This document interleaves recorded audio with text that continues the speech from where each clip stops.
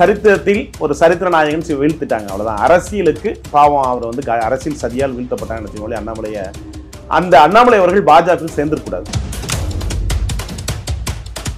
அது உடனே போர்டுல வந்து அண்ணாமலை பேர் போர்டுல பேருக்கு இதெல்லாம் கீழ்த்தரமான ஒரு செயல். இது வந்து துரோகிகளோடு அவர் வாழ்ந்திருக்கிறார். ஆனா இப்ப நீங்க பாஜக தலைவர் அண்ணாமலை அவர்களுக்கு உள்ளேயே வந்து அவ்வளவு பேர் வந்து அவருக்கு சதி செஞ்சிருக்காங்க அப்படின்றத குறிப்பிடுறீங்க. ஆனா உள்ள இருக்கக்கூடிய கட்சி தலைவர்களே சம்பாதிக்க அண்ணாமலை அவர்கள் தவறிட்டாருன்னு நம்ம எடுத்துக்கலாம் இல்லையா? திராவிடத்திடம் மறுபடியும் சரண்டர் ஆகிவிட்டது பாஜக. ஏடிஎம்கே வீழ்ந்த கட்சி, செத்த கட்சி, புட்ட கட்சி, அந்த கட்சியோடு இருப்பதற்கு ஒரு மிகப்பெரிய தலைவனா வந்து இழந்தது தப்பு. தெரியுமே வந்து அண்ணாமலைக்கா சேர்ந்தான், இதுக்கு மேல் சேர மாட்டான், எஸ் ஆவான். தாவேக்கா இதுக்கு மேல் 18% வாக்களை பெறும். கட்டாயம் போட்டிடுவாரு. தாவேக்கா, நாம் தமிழர், அண்ணாமலை சேர்ந்து ஒரு கட்சி ஒரு ஆரம்பிச்சு கூட்டணி வச்சிருப்பா. இனிமேல் கட்சி ஆரம்பிச்சு செயல்படுவாங்க. ஆரம்பிக்கலாம், 6 மாசம் ஒன்னும் பிரச்சனை, ஆரம்பிச்சு அடுத்து கொண்டு வரலாம். நான் உங்களை டேட்டாஸோட சொல்றதுன்னா பெரிய பாதிப்பு பாஜக உண்டு. 11.25% வாக்குகளை வந்து மறுபடியும் பெற முடியாது. நோட்டாவுக்கு போராடுற கட்சியா இன்னிலிருந்து ஸ்டார்ட் ஆயிடுச்சுன்னு நினைச்சீங்க. அண்ணாமலை கண்களை பார்க்கிற போது கக்கன், முகத்தை பார்க்கிற போது காமராஜன், உருவத்தை பார்க்கிற போது அண்ணா. அதனால தான் அவர் பேர் அண்ணாமலையாக நான் பார்க்கிறேன்.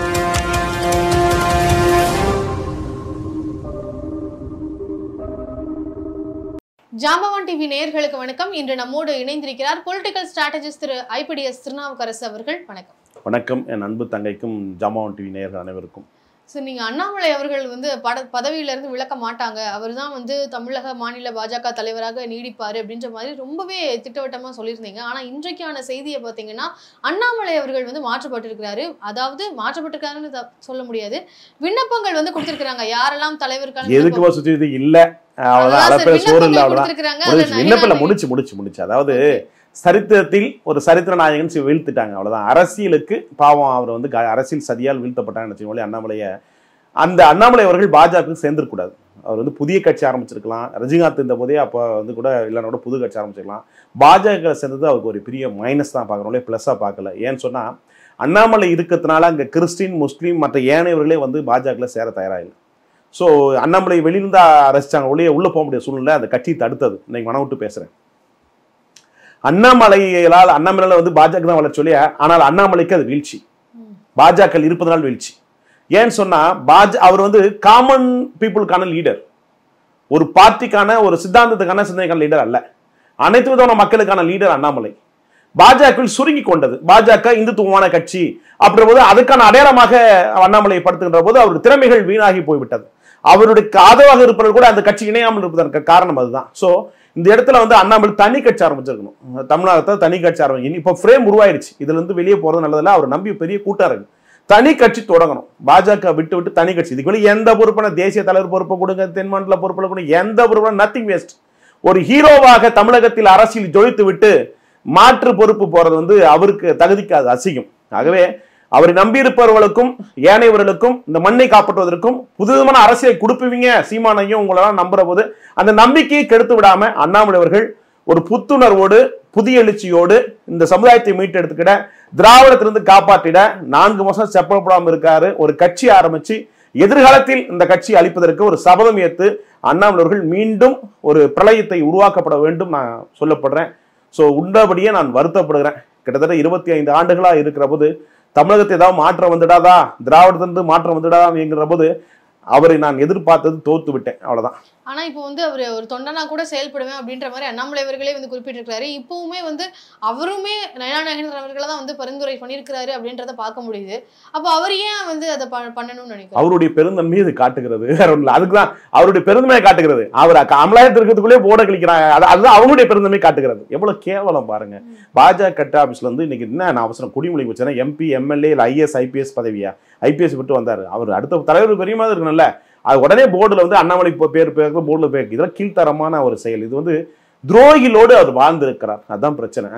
அங்க நல்லவர்கள் அங்க இல்ல, கெட்டவர்கள் அங்க அதிகமா இருந்திருக்காங்க. குறிப்பிட்ட ஒரு கூட்டம் எப்படியாவது அண்ணாமலை வீழ்த்தறவா அதுல போராடி இந்த அளவுக்கு பதிவு பண்ணதே பெரிய விஷயம். பாஜக வந்து இனிவர்களை தமிழகத்தில் செத்து போன கட்சியா இருக்க முடியாது, நோட்டாவுக்கு நேரம் போராட்ட கட்சியா இருக்க முடியாது, இனி வருங்காலத்துக்கு திமுகவை எதிர்க்கின்ற அளவிற்கு வாய்ப்பான கட்சியா இருக்காது. ஆனா இப்ப நீங்க பாஜக தலைவர் அண்ணாமலை அவர்களுக்கு உள்ளேயே வந்து அவ்வளவு பேர் வந்து அவருக்கு சதி செஞ்சிருக்காங்க அப்படின்றத குறிப்பிடுறீங்க. ஆனா உள்ள இருக்கக்கூடிய கட்சி தலைவர்களே சம்பாதிக்க அண்ணாமலை அவர்கள் தவறிட்டாருன்னு நம்ம இதை எடுத்துக்கலாம் இல்லையா? நேர்மையா இருந்தா தப்பு, நேர்மையா இதுக்கு மேல கட்டிங் வாங்குவாங்க, ஒன்னும் பிரச்சனை கிடையாது. நேர்மையா இருந்தா வாங்க முடியாது. அப்ப கட்சிக்குள்ள அவருக்கு ஏங்க ஒரு அண்ணாமலை வந்துங்க, அண்ணாமலை வந்து ஒரு லைக் என்னங்க, காவல்துறை இருந்த போது ஒரு மர்டர்ல ஒரு பொண்ணை கொண்டுட்டாங்க. அந்த இடத்துல சொல்ற போது இந்த சிஸ்டம் சரியில்லை, சிஸ்டம் மாத்தணுன்ற நோக்கத்துக்காக அவர் புத்தகம் எழுதப்பட்டது. அதுக்காகவே தான் பதவியை திறந்தவர் ஒரு அண்ணாமலை இருக்கிற போது இந்த ஒரு ஹானஸ்டான ஒரு லீடர் உருவாயிட்டாங்கன்னு நினைச்சேன். ஆனா இதுக்கு மேல் பாலிடிக்ஸ்ல ஆனஸ்டே இருக்கல, உண்மை இல்லை, பொய் புரட்டு. திராவிடத்திடம் மறுபடியும் சரண்டர் ஆகிவிட்டது பாஜக அப்படிதான் பாக்குறேன்.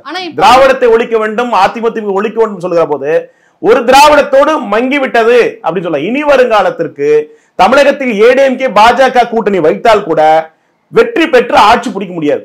ஆனா அண்ணாமலை அவருடைய பிரஸ் மீட்டா இருக்கட்டும், அவருடைய கருத்துக்கள், இதனாலதான் அவர் மாற்றப்பட்டிருக்கிறாரு.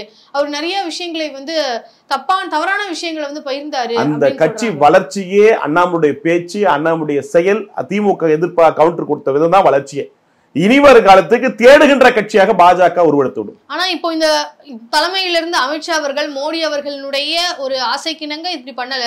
இபிஎஸ் அவர்களுக்கு ஒரு பலம் இருந்திருக்கு. இபிஎஸ் அவர்கள் சொல்லி அண்ணாமலை அவர்கள் மாற்றப்பட்டிருக்காருன்னு தானே இதுல சொல்றாங்க. அப்படி நடந்ததால் அது கேவலம், அசிங்கம். ஏன்னா அரசியல் சாணக்கின் அமித்ஷா சொல்பவரே இன்னைக்கு தமிழ்நாட்டுக்கு வந்து காமெடி பீஸ் ஆயிட்டார். சோ அவர் வந்து இந்த அளவுக்கு அரசியல் கணக்கு எப்படி கேவலமா போடுவான்னு நினைச்சு கூட பார்க்கல. ஏன்னா ஏடிஎம்கே வீழ்ந்த கட்சி, செத்த கட்சி, புட்ட கட்சி, அந்த கட்சியோடு இருப்பதற்கு ஒரு மிகப்பெரிய தலைவனா வந்து இழந்தது தப்பு. அது வந்து அவர் அப்படின்னா அவர் சாணக்கியன் இல்லை, ஆர்எஸ்எஸ் உடைய அடிமையா தான் அமித்ஷா இருப்பதா பார்க்க போறோம் ஒழிய அவர் ஒரு சாணக்கியனா தான் இந்த தவறை செஞ்சிருக்க மாட்டார். இப்போ நீங்க பாஜக வந்து தேசிய அளவுல பெரிய கட்சியாக இருந்தாலும் தமிழ்நாட்டுல திமுகவும் அதிமுகவும் பெரிய கட்சிகள் தானே. பாஜக அதை கம்பேர் பண்ணும்போது பெரிய கட்சிகள் ஆக்குவதும் ஆக்காததும் நம்ம கையில் தாங்க இருக்கு. மக்கள் ஆக்கியிருக்காங்க இத்தனை முறை ஆட்சியில இருந்து. மக்கள் அதுக்கும் சில காரணங்கள் இருக்கு சிஸ்டர், அதுக்கும் சில காரணங்கள் இருக்கு. சாமபத பேதங்கள் நிறைய இருக்கு, அதெல்லாம் சொல்லக்கூடாது. அதுக்கும் சில விஷயங்கள் இருக்கு. அந்த பெரிய கட்சியாக திராவிடத்துக்கு சவாலாக உருவெடுத்தவர் அண்ணாமலை. அந்த இடத்த வந்து அவர் வந்து பாஜக அவரை கை கழுவி விட்டதாக நான் பார்க்கப்படுறேன். அதாவது இந்த இடத்துல 2வது முறையும் பாஜக தலைவர் பொறுப்பு கொடுக்குறாங்க. அப்படியே திறம்பட செயல்படக்கூடிய நபருக்கு இந்த முறை மறுபடியும் 2வது முறை வாய்ப்பு கொடுத்துருக்கணும். ஒரு 10 மாசம் 12 மாசம் தான் இருக்கு. இப்படிப்பட்ட சூழ்நிலை ஒரு தலைவர் மாற்றத்தை வந்து செய்யறாங்கன்னா அது தற்கொலைக்கு சமமானது. ஸோ இப்படி ஒரு விஷயத்த வந்து முடிவெடுக்கிறாங்கன்னா ஆர்எஸ்எஸ் வந்து பாருங்க, என்ன இல்லை, ஒரு குருமூர்த்தி வீட்டில் போயிட்டு 2 மணி நேரம் ஒரு உள்துறை அமைச்சர் எவ்வளவு பெரிய சாணக்கியன் போய் உட்காந்து டிஸ்கஸ் பண்றாங்கன்னா அப்புறம் அது எங்க இருக்குது? ஸோ ஒரு வீட்டை தேடி உள்துறை அமைச்சர் போலாமா?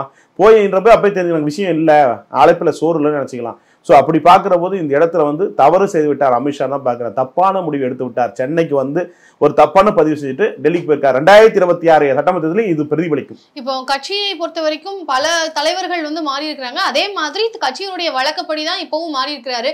இதனால கட்சி அழியும்ன்றது எப்படி எடுத்துக்கொள்ள முடியும்? வழக்கப்படி வழக்கில்லாதபடி எல்லாம் நான் வரல. அண்ணாமலைக்கான ஒரு கூட்டம் இந்த நொடியிலேருந்து எஸ்கேப் ஆவாங்க, அவ்வளோதான். அந்த பாஜகவில் இருக்க மாட்டான். தெரியுமே வந்து அண்ணாமலைக்கா சேர்ந்தான், இதுக்கு மேல் சேர மாட்டான், எஸ் ஆவான். தாவேக்கா இதுக்கு மேல் 18% வாக்குகளை பெறும். ஓகே, இப்போ நயனா நாகேந்திரன் அவர்களுக்கு வந்து 10 வருடங்கள் வந்து ஒரு தலைவர பொறுப்புக்கு வரணும் அப்படின்னா 10 வருடங்கள் பாஜகவில் பயணிக்கணும்ன்றது ஒரு விதிமுறையா வச்சிருக்காங்க. ஆனா நயனா நாகேந்திரன் அவர்களை பொறுத்த வரைக்கும் 8 வருடங்கள் தான் இருந்திருக்காங்க. ஆனா இப்போ அவருக்காக இது லிபரலா பயன்படுத்திருக்காங்க. அது பேருக்காக கொடுக்கறதுமா அதெல்லாம் முடிஞ்சு போச்சு. இனி வரும் காலத்துக்கு பாஜக பற்றியும் பாஜகவுடைய கட்சி செயல்படுவதை பற்றியும் என் நாவுக்கரசன் வாயில் வராது. அண்ணாமலை ஒருவருக்காக நான் சற்று மனமுருகி சில வார்த்தைகள் பேசப்பட்டேன். இனி வருங்காலத்துக்கு நான் என்ன பேசணுமோ இருக்கிற என்ன ஃபேக்டோ சொல்லிட்டு போக வேண்டிய நிலைமை போச்சு. ஏதாவது சொசைட்டி சமுதாயம் மாறுமா, ஏதாவது மாற்றம் ஏற்படுமா, இப்படி ஒரு இளைஞர் ஐபிஎஸ் நினைச்சேன். அது நாசமா போச்சு. என் வாயில மண்ணலி போட்ட மாதிரி நான் தோத்து போயிட்டேன். ஸோ அண்ணாமலை வந்து இனி வரும் காலத்துக்கு தனி பிரளயமா தனி கட்சி ஆரம்பிச்சு வந்தால் தான் இது பண்ண முடியும். இல்லையா பாஜகவோட இது மேல் டிராவல் பண்ணுறது அவர் வாழ்க்கையில் அரசியலில் தற்கொலைக்கு சமமானது. ஆனா இப்போ விஜய் அவர்கள் 18% வாங்கிடுவாரு. இதுக்கு மேல் தாராளமா வாங்குவார். அப்ப இதெல்லாம் கணிச்சுதான் வந்து அந்த இதே வந்து கூட்டி கழிச்சு கணக்கு அவர் சாதமா உருவாயிடுச்சு. இதுக்கு மேல் சாதா விஜய் வந்து நல்ல ஒரு ஃபேக்டை உருவாக்குவார். என்னுடைய சீனியர் நல்ல ஒரு ஃபேக்ட் உருவார். ஏன்னா எப்போ அண்ணாமலை என்ற விஷயத்தை சரிச்சாங்களோ 2000 சரிந்து விட்டது அதிமுக. திமுக கூட்டணி வெற்றி பெறுவதற்கு வியூகம் பார்த்து அமைச்சு கொடுத்துட்டாங்க. ஓகே சார், இப்போ அண்ணாமலை அவர்களை பொறுத்த வரைக்கும் இப்போ பாஜகவில் அவர் செயல்படக்கூடாது, அவர் அங்கிருந்து இயங்க கூடாதுன்றதை நீங்க பதிவு பண்றீங்க. அப்படி இருக்கும்போது அப்போ ஒரு தனி கட்சி பண்ணணும் அப்படின்னு நீங்க நினைக்கிறீங்க? ஆரம்பித்தால் தான் அவருக்கு அரசியல் எதிர்காலம் வாழ்க்கை, அவர் நினைச்சதை செய்ய முடியும், சாதிக்க முடியும். இந்த ஒரு கட்சிக்குள்ளனா அவர் சில விஷயங்களை செய்ய முடியும். ஏன்னா பார்ட்டிஸ் நேஷனல் பார்ட்டி பர்சன்டேஜ் பார்க்க மாட்டாங்க, சீட்டை பார்ப்பாங்க. அப்படிப்பட்ட சூழல் இருக்கும் போது அவர் வந்து ஒரு தனி கட்சி ஆகிறது தான் சிறப்பாக இருக்க முடிய மற்றபடி வந்து ஒரு பார்ட்டிக்குள்ள வந்து நேஷனல் பார்ட்டிக்குள்ள அவருக்கு அவருடைய செயல்பாட்டுக்கு அது சரி வராது. தனி கட்சி ஆரம்பிக்கணும், பிரேக் எல்லாம் விடக்கூடாது. 2 வருஷம் 3 வருஷம் கழிச்சு மறுபடியும் ரிட்டர்ன் எல்லாம் வரக்கூடாது. உடனே நான் 1 மாசத்துல ரிட்டர்ன் வரணும். அடுத்த மாசமே அவர் வந்து உடனே கட்சி ஆரம்பிக்கிறதுக்கான வேலைகளை பார்த்துட்டு ஒரு சட்டமன்றத்தில் நாம் தமிழர், தாவேகா, அண்ணாமலை 3 பேரும் சேர்ந்து ஒரு கூட்டணி அமைச்சு ஆட்சி பெறுவதற்கான வியூகம் தான் நல்லா இருக்குன்னு பாக்குறேன். அதுக்கு ஐடியா நான் தரேன். ஓகே சார், இப்போ நான் அண்ணாமலை இதுக்கு அந்த ஐடியா நான் தரேன். தனி கட்சி அண்ணாமலை ஆரம்பித்து தாவேகா, அண்ணாமலை, சீமான் 3 பேரும் சேர்ந்தால் ஆட்சி பிடிக்கலாம். தாவேகா வந்து அதுக்கு அண்ணாமலை அவர்களை வந்து ஏற்றுக்கொள்வாங்கன்னு நினைக்கிறேன். கூட்டணி ஆட்சி தானே, ஒரு இன்னும் கூட்டணி ஆட்சி அப்ப வெற்றி பெற பிறகு பார்க்கலாம். ஒன்றும் பிரச்சனை இல்லை. ஒரு 35% 32% வாங்கி வெற்றி ஆட்சி பிடிச்சிடலாம். இந்த ஃபார்முலா ஒர்க் அவுட் ஆகும். ஐடியா நாடாளுமன்ற தேர்தலில் வந்து அண்ணாமலை அவர்கள் கோவை பகுதியில் வந்து போட்டிட்டு இருந்தாங்க. அந்த தேர்தலில் வந்து அவர் தோல்வி அடைஞ்சிட்டாரு. அவரை வந்து அவர் தோக்கலைங்க, தோக்க வைக்கப்பட்டது. அதிமுகவுல இருந்து 5% ஓட்டு திமுக போனது. அப்ப செந்தில் பாலாஜி ஜெயில உட்காந்துட்டு அரசு மருத்துவர்கள் வந்து சிறையில ஓய்வு பெற அறையில உட்காந்துக்கிட்டு போன் பண்ணி சதி செய்தால் வீழ்த்தப்பட்ட சதியால் தான் வீழ்த்தப்பட்டாரோ அவர் தோக்கல. அப்படி அந்த மாதிரி ஒரு விஷயத்துல வந்து அவரை ஜெயிச்சு அவரை ப்ரூவ் பண்ணிக்க தவறிட்டாருன்ற காரணத்தினாலதான் இப்ப அவர் தலைவர் பதவியில இருந்து நீக்கப்பட்டாரு. ஏமா அப்படி எல்லாம் சொல்ல முடியாதுமா. 2 திராவிட ஆட்சிகளை நான் மீண்டும் சொல்றேன்னா 75 ஆண்டுகளா தமிழகத்தில் திராவிட ஆட்சியுடைய ஆதிக்கம். அப்படி இருக்கப்போ அதை ஒருத்தன் உடச்சி வரதுனா ரொம்ப சாதாரண, ரொம்ப கஷ்டம். அப்படின்ற போது அதை உடச்சி இன்னைக்கு ஒரு கேப் கிடைச்சிருக்கு. அடுத்து அண்ணாமலை வச்சு பயன்படுத்தி ஸ்ட்ராங்கா பேஸ் போட்டுக்கலாம். இப்போ அண்ணாமலையே காம்ப்ரமைஸ் பண்ணி கூட்டணியை கொஞ்சம் இது பண்ணிதானா நிச்சயமா மிகப்பெரிய ஒரு சான்ஸ் இருக்கும். அண்ணாமலுடைய பிரச்சாரம், அண்ணாவுடைய தேர்தல் பிரச்சாரம் செய்வது, அவர் டெய்லி வந்து பாரு, இன்னைக்கு கூட பாரு, இவ்வளவு பரபரப்பு, இவ்வளவு மத்தியில கூட இன்னைக்கு பொன்முடிக்கு ஒரு அறிக்கை விட்டுருக்காரு. எவ்வளோ எனக்கு ஃபீல் ஆகுதுமா, அவ்வளோ வருத்தமா இருக்கு. ஏன்னா இவ்வளோ வலிகள் வேதனை இருந்தாலும் கூட அந்த நொடியில பொன்முடிக்காக ஒரு அறிக்கை ஒரு செய்து தப்புன்னு சொல்றாரு. ஸோ இந்த நொடியோட பதவியை வந்து துறக்கும்போது கூட அந்த இடத்துல ஒரு ஆனஸ்டா படிச்சோன்னா அந்த ஆனஸ்டா முடிச்சுட்டு அதை முறையா ஒழுங்குபடுத்திட்டு வராரு. ஸோ அப்படி பார்க்குற போது அவர் தனி கட்சி ஆரம்பித்தாலும் அவருக்கு சிறப்பாக இருக்கும். 2026 சட்டமன்ற தேர்தலை பொறுத்த வரைக்கும் அண்ணாமலை அவர்கள் வந்து போட்டியிடுவாரா? அதுக்கான வாய்ப்புகள் இருக்குமா? கட்டாயம் போட்டிடுவாரு. தாவேகா, நாம் தமிழர், அண்ணாமலை சேர்ந்து ஒரு கட்சி ஒரு ஆரம்பிச்சு கூட்டணி வச்சு பண்ணா இனிமேல் கட்சி ஆரம்பிச்சு செயல்படுவார். ஆரம்பிக்கலாம், 6 மாசம் ஒன்னும் பிரச்சனை, ஆரம்பிச்சு அடுத்து கொண்டு வரலாம். ஆனா இப்ப பாஜகவுல இருந்து கொண்டே அவர் வந்து அவரும் வெளியே வந்துட்டாருங்க. ஏங்க கதை பாஜக கை கழுவி விட்டுருச்சுங்க. எப்ப தலைவர் பொறுப்புல கை கழுவி விட்டாச்சுங்க. ஆனா அவர் தான் பாஜகவுல தொண்டனா கூட செயல்படுவேன்னு சொல்லியிருக்காரு. அது வந்து தொண்டர்களுக்காக ஒரு பொறுப்பா அந்த தலைவரா இருக்கும்போது சொல்ற பேச்சு பொறுப்பு நடைமுறைக்கு ஒத்து வராதுமா, நடைமுறை செயலுக்கு ஒத்து வராது. ஆகவே நான் என்ன பொறுத்தவரைன்னா அவர் தனி கட்சி தொடங்கினா சிறப்பா இருக்கும். அவர் நம்பிக்கிறவங்களுக்கும் அவர் நம்பிக்கிற உறவுகளுக்கும் சிறப்பா இருக்கும். அதை விட்டுட்டு இது இல்லைன்னா அவருக்கு செய்யற துரோகமா இருக்கும். ஸோ அந்த தப்பை அண்ணாமலை செய்ய மாட்டேன்னு நினைக்கிறேன். விரைவில் ஒரு யோசித்து விரைவில் கம்மிங் சூன் வெரி சூன் வந்து கட்சியை பதிவு பண்றதுக்கு ஆனால் முன்னெடுப்பு எடியூரப்பா எப்படி பண்ணாரோ அது போல முன்னெடுப்பு செஞ்சாருன்னா அவருடைய அரசியல் வாழ்க்கை தமிழகத்தில் ஓஹோன்னு இருக்கும். இல்லைன்னா அவர் இந்த ஐபிஎஸ்ஸை விட்டு எதையும் விட்டு அவர் வாழ்க்கையில் தோல்வி சந்ததுக்கு மாதிரி சம்பவம் ஆகும். அப்படி பண்றது வந்து நிறைய அவர் நம்பி வந்த ஃபாலோவர்ஸ்க்கு அவர் மாற்றம் வராதா ஏங்கியவருக்கான செய்கிற துரோகமாக நான் பார்க்குறேன். அந்த துரோகத்தை அவர் செய்ய மாட்டார். நிச்சயமா ஒரு மாதத்துக்குள் மிகப்பெரிய மாற்றத்துக்கான அரசியலை கொடுக்குன்ற வந்தவர் அவர் கண்டிப்பாக கொடுப்பாரு. புதுவிதமான கட்சியை உருவாக்கணும்னு நான் பார்க்க போறேன். இப்ப பாஜகவை கட்சியினுடைய கொள்கையாவே வந்து ஒரு தனி நபரை வந்து வளர விடக்கூடாது, கட்சியிலோட வளரணும். அதனால நயனாங்க எதுக்கு போட்டிருக்காங்க. அப்படிலாம் கிடையாதுங்க. அதெல்லாம் சந்தர்ப்பம் சொல்ல மாதிரி பேசிக்கிறது சொல்றதெல்லாம் வந்து அண்ணாமலை அவர்கள் பாஜகவில் போய் சேர்ந்தது தப்பு. தனி கட்சி ஆரம்பிச்சுக்கணும், அது பெரிய தப்பு. அதனால ஏன்னா இதுவரைக்கும் தவறுன்னு சொல்றீங்களா? இப்போ கட்சி தலைவரா மாத்தப்பட்டதுனாலதான் இப்ப அவர் அந்த கட்சியில சேர்ந்து தவறுன்னு சொல்றீங்க? இல்லைங்க, ஒரு சந்தர்ப்பம் கொடுக்கணுங்க ஒரு லீடருக்கு. இப்போ தெலுங்கானால பண்ண தப்பா அதே தப்பு தமிழ்நாட்டுல பண்ணிட்டாங்க பாஜக. ஸோ அமித்ஷா வந்து அங்க என்ன தப்பு பண்ண முடியுதோ அதே மாதிரி இங்க தப்பு பண்ண முடியுட்டாங்க. இதனுடைய விளைவு 2020 தேர்தல் தெரியும். 2020 தேர்தலில் சட்டமன்ற தேர்தலில் பாஜக ஒரு சில பேர் என்ன சொல்றாங்க, சிறிது பாதிக்கப்படல, பெருசா பாதிக்கப்படும். ஏன்னா 11.27% நான் வேலை செஞ்சிருக்கேன். நான் உங்களை டேட்டாஸோட சொல்றதுன்னா பெரிய பாதிப்பு பாஜக உண்டு. 11.27 வாக்குகளை வந்து மறுபடியும் பெற முடியாது. நோட்டாவுக்கு போராடுற கட்சியா இன்னிலிருந்து ஸ்டார்ட் ஆயிடுச்சுன்னு நினைச்சீங்க. ஓகே சார், இப்போ நீங்க எப்ப அண்ணாமலையிலயோ அப்பயே அந்த வாக்கு சங்கி ஷேர் மார்க் மாதிரி சரிஞ்சு போச்சுன்னு நினைச்சீங்க. அதை உயர்த்துவது கடினம். இந்த 10 மாசம் கடினங்க, வாய்ப்பே இல்லை. இந்த மாதிரி இடத்துல எடப்பாடி எவ்வளவு ஒரு ஆகச்சிறந்த அறிவாளின்னு பாருங்க. ஒரு வாக்கு வங்கி பெற்றுதற்குரிய ஒரு தலைவர் இருக்க போது காம்ப்ரமைஸ் பாலிடிக்ஸ் பண்ண தெரியாத போது அவர் இல்லைன்னா கூட்டணி சொல்றது அது ஏற்கப்படல. அப்படியேப்பட்ட சொல்ல அவரோட கூட்டணி போறதுக்காக தலைவர் போட்டேன்னு சொன்னா அது ஃபெயிலர். எடப்பாடி ஒரு பெரிய பரபரப்பு ஏற்படுத்தி ஒரு பெரிய பேஸ் வழி கொண்டு அப்படியே நாளைக்கே ஆட்சி பிடிக்கிற அளவுக்கு ஒரு தாக்கம்லாம் அங்க வந்துடல. திமுக வந்து அடிமட்ட தொண்டர்கள் வைத்து அடிக்கல, நல்லா புரிஞ்சுக்கணும். திமுக இப்ப கூட சென்னையில 85,000 பட்டா கொடுத்திருக்காங்க. அதுல ஒரு இடத்துல விட கட்சிக்காரனும் யாருமே அதிகாரியோ கமிஷன் கொடுத்திருக்காங்க. வாக்கரசில அவங்க கரெக்டா ஒர்க் அவுட் பண்ணி வச்சிருக்காங்க. ஆனா இவங்க வாக்கரசில தவறிட்டாங்க. திமுக எதிர்கட்சியா இருந்த போது அரசுக்கு எதிர்ப்பா செஞ்ச மாதிரி எடப்பாடி செய்யல, கவர்ச்சி போயிடுச்சு. பாம்பர மக்கள் மத்தியில வாக்களி குடும்ப மத்தியில கரெக்டா திமுக கரெக்டா கொண்டு போயிட்டு இருக்கான ஒழிய ரொம்ப கஷ்டம். அவங்கள வீழ்த்துறது 2026 ரொம்ப கஷ்டம்.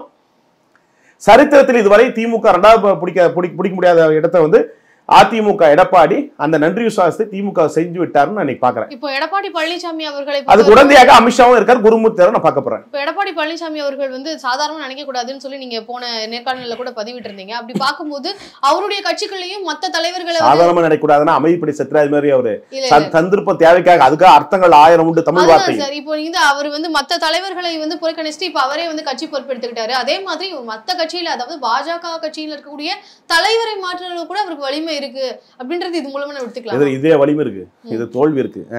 தோத்து விட்டார். நான் எடப்பாடி தோத்து, அண்ணாமலை தோக்கல, எடப்பாடி தோக்க வச்சிட்டாங்க. எடப்பாடி அண்ணாமலை தோக்கல, அண்ணாமலை தோக்க வைக்கப்பட்டாங்க. எடப்பாடி வந்து தோத்துட்டாருன்னு நினைச்சீங்க. ஏன்னா அண்ணாமலை என்ற ஒரு நபர் வாக்கு வங்கிக்கான லீடர்.